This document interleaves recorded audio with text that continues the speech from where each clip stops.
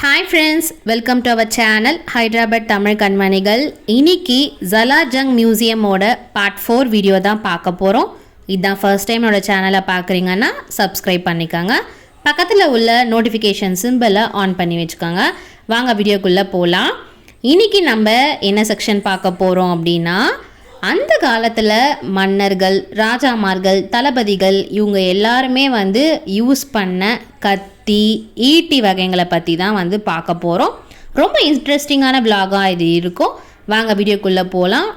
18ஆம் நூற்றாண்டு 19ஆம் நூற்றாண்டுலலாம் நம்ம படை வீரர்கள், தளபதிகள், மன்னர்கள், ராஜாக்கள் இவங்க எல்லாருமே இந்த கத்தி, ஈட்டியெல்லாம் பயன்படுத்தி தான் ஒரு நாட்டிலேருந்து இன்னொரு நாட்டுக்கு போர் தொடுத்துருக்காங்க. ஸோ இப்படி எல்லாமே பண்ணி தான் நம்மளுடைய நாட்டை நம்மளுக்கு கைப்பற்றி கொடுத்துருக்காங்க. இந்த வாள் எல்லாமே பொக்கிஷமாக இப்போ வரைக்கும் மியூசியமில் வச்சு பாதுகாக்கிறாங்க. நாங்கள் போயிருக்கும் போது இவங்க எல்லாருமே காலேஜ் ஸ்டூடெண்ட்ஸு.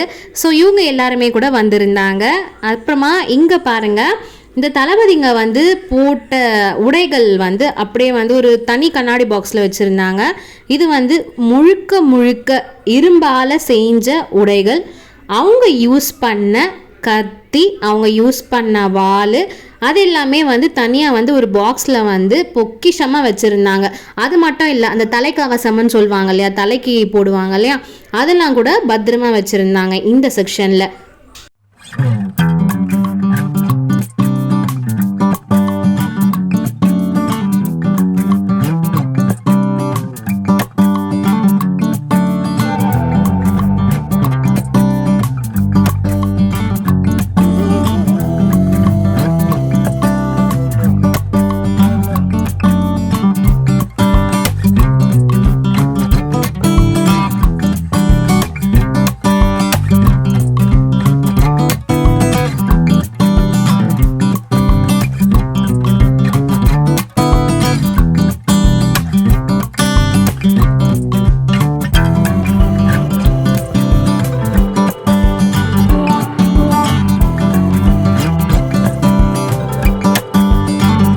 ஸோ அந்த செக்ஷன் ஓவர்வியூ எல்லாமே முடிஞ்சிச்சு. இப்போது வெளியில் பார்த்தீங்க அப்படின்னா 1 மணி நேரத்துக்கு 1 மணி நேரம் கழித்து இங்கே ஒரு பெரிய வால் கிளாக் இருக்கும். அதிலிருந்து ஒரு ஆள் பெல் அடிக்கிற மாதிரி ஒரு சவுண்டு வரும். ஸோ அதை தான் நிறைய மக்கள் உட்காந்து பார்த்துட்டு இருந்தாங்க. இப்போ அடுத்த செக்ஷனுக்குள்ளே நம்ம போகிறோம். Marble statue of Rebecca.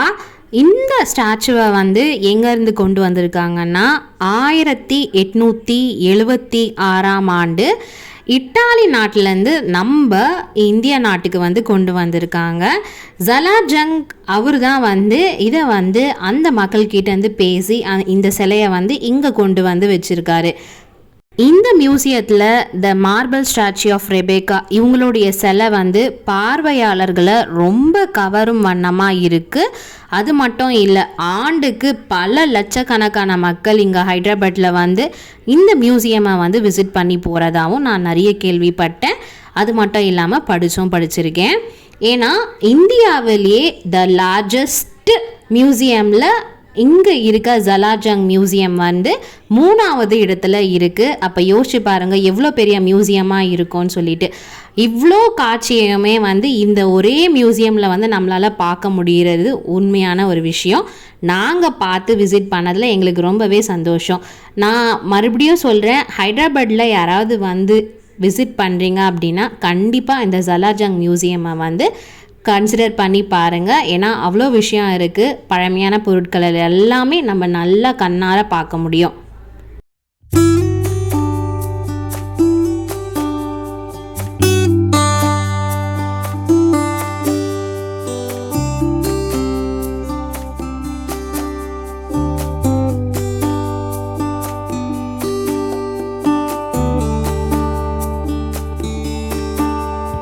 So இப்போ அடுத்த செக்ஷனுக்குள்ளே நம்ம போக போகிறோம். இதுவுமே ரொம்ப இன்ட்ரெஸ்டிங்கான செக்ஷனாக இருக்கும். சேனலை பார்க்குறவங்க மறக்காமல் சப்ஸ்கிரைப் பண்ணிவிட்டு பாருங்கள். வீடியோவை ஸ்கிப் பண்ணாமல் பாருங்கள். அப்போ தான் இன்னும் நிறைய காட்சிகளை உங்களால் பார்க்க முடியும். இப்போ நம்ம பார்க்க போகிறது பல்லக்கு. அந்த காலத்துலலாம் ராணிமார்களை பல்லக்கில் உட்கார வச்சு கொண்டு வருவாங்க பார்த்தீங்களா, அந்த பல்லாக்கை தான் நம்ம பார்க்க போகிறோம். இது 19ஆம் நூற்றாண்டு ஜலார் ஜங்க் 1 அவரால் வந்து இங்கே இந்திய நாட்டுக்கு வந்து கொண்டு வரப்பட்டது அப்படின்னு அதில் எழுதியிருந்தது. இது ஃபுல்லாமே வந்து மரத்தால் செஞ்ச சேரு, சோஃபா, அது மட்டும் இல்லாமல் கட்டில் எல்லாமே இதில் இருந்துச்சு. இந்த செக்ஷன் பார்க்குறதுக்கே ரொம்ப அழகாக இருந்துச்சு. அது மட்டும் இல்லை, அந்த காலத்தில் அரசவையில் வந்து ஒரு மீட்டிங் மாதிரி போட்டு உக்காருவாங்க இல்லையா, அந்த சேர்ஸ் எல்லாமே கூட அதில் வச்சுருந்தாங்க. இப்போ நம்ம பார்க்குற இந்த மெடல்ஸ் எல்லாமே ஜலார் ஜங்க் 3வது மன்னர் இருக்கார் இல்லையா, அவர் வாங்கின அந்த பொக்கிஷமான மெடல் எல்லாமே வந்து இந்த அறைக்குள்ளே வச்சுருந்தாங்க.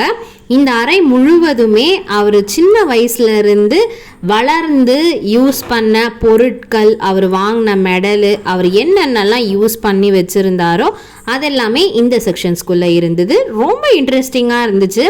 அவர் சின்ன வயசுலேருந்து என்னென்னலாம் யூஸ் பண்ணியிருக்காருன்றதை இதில் ஒன்றா நான் காட்டியிருக்கேன். வீடியோவை மறக்காமல் ஸ்கிப் பண்ணாமல் பாருங்கள்.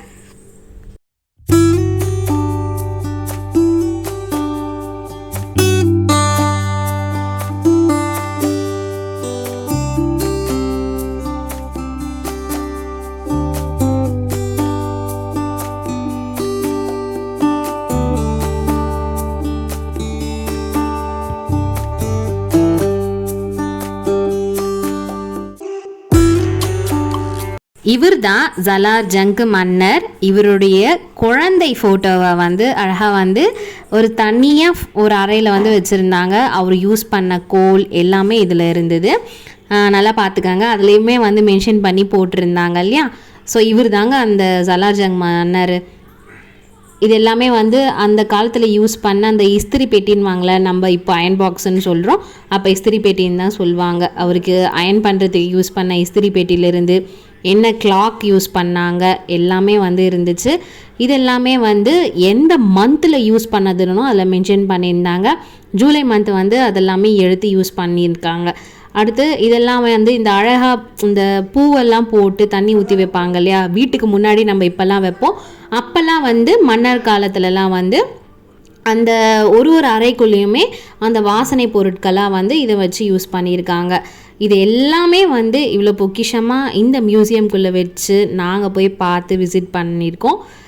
முடிஞ்சவங்க கண்டிப்பாக வந்து விசிட் பண்ணி பாருங்கள்.